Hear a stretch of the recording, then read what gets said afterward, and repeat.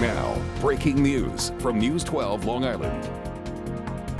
All right, thanks for joining us. We continue to following breaking news in Nassau County. A fire at Island Recreational. There it is right there. These are live pictures. Hicksville Road.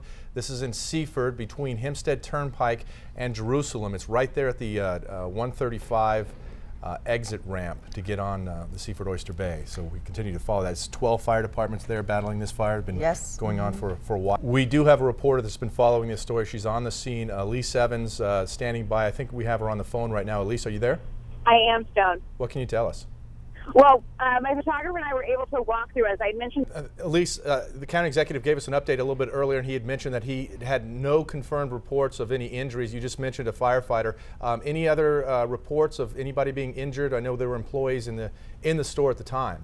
I haven't heard any other reports about any. And it kind of makes sense because as we've been watching this fire this afternoon, it seems like the fire is up high in the back, which I don't know. I would assume, this is a complete assumption, having been in that store numerous times. There are a bunch of chemicals all on these shelves, these metal shelves in the front.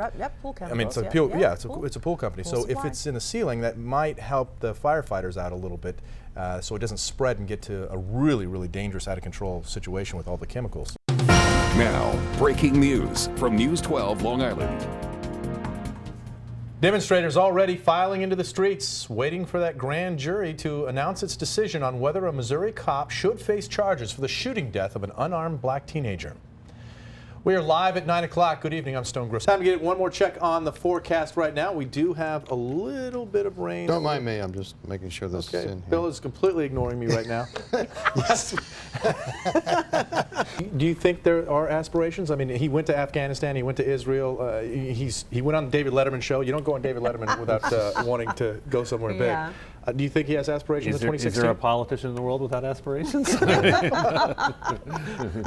Yeah, I would think so. I mean, 2016? You think he goes up against Hillary Clinton? It's a short field. Well, 20 years ago, Long Island was scarred when our own wildfires broke out in West Hampton. It was August 1995, and it kicked off 30 hours of non-stop News 12 Long Island coverage for you, framing the width and the depth of the wildfires that eventually destroyed 7,000 acres of pine woods and damaged a dozen homes. News 12 Long Island's Daniel Campbell was on the scene of the largest wildfires in the state since 1908. Now today, 20 years later, she takes a look back. All right, we do have some breaking news for you that's coming into the newsroom right now. Let's go to Colorado. The breaking news in the James Holmes Movie Theater massacre trial. We'll take you live right now inside of the courtroom. As you can tell, the jury, I think they're off camera right now, but the jury has been seated. I believe we're waiting for something. The judge is up there on his seat right now. This is phase 3. The jury is actually deciding whether James Holmes will get the death penalty or not. See, they're still waiting for something. It looks like he's reading probably the verdict. He's going through the pages. Now, there are 12 counts of murder. 70 people were wounded in this massacre, but 12 people were murdered, so he is up for the death penalty on 12 separate counts. This is phase 3. Colorado's, I think, one of the only states, if not the only state, that has 3 phases during the sentencing part. After he was convicted of the murders, they then moved to a 3-phase system to impose the death penalty. First, the prosecution stands up and they present their evidence. The aggravating factors, there's literally a list that they give to the jurors, and they have to find a certain number of aggravating factors that would qualify him for the death penalty. That's phase 1. Phase 2, then it's the defense's turn. They come up with their mitigating factors, and then the jury, during that particular set of deliberations, the jury has to decide whether the mitigating factors outweigh the aggravating factors. If they do, it ends right there. He gets life in prison without parole.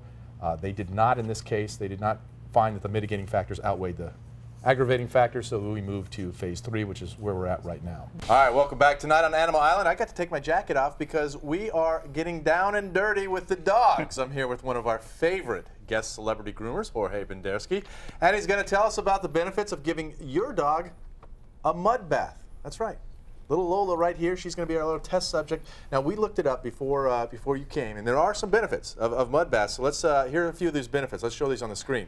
Can actually remove dead skin. It soothes hot spots, takes the itch out of the bites. Mud helps to remove dandruff, acts as a moisturizer, plus a mud mixture can help sore paws and joints that are stiff from injuries or arthritis. Did I hit? Was that pretty good? Perfect. Perfect. And it's Yeah, you've been watching a live address by the president to the nation regarding the threat from ISIS. Big takeaway, he reiterated, start off by saying there will be no ground troops, at least combat troops.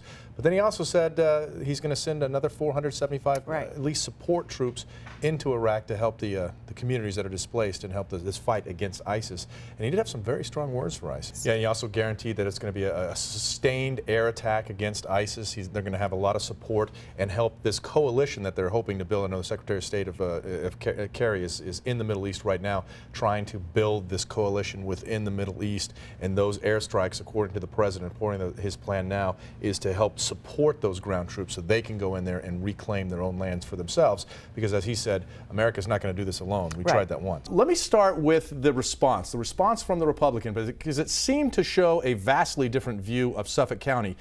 What is your response to what you heard tonight from Legislator McCaffrey?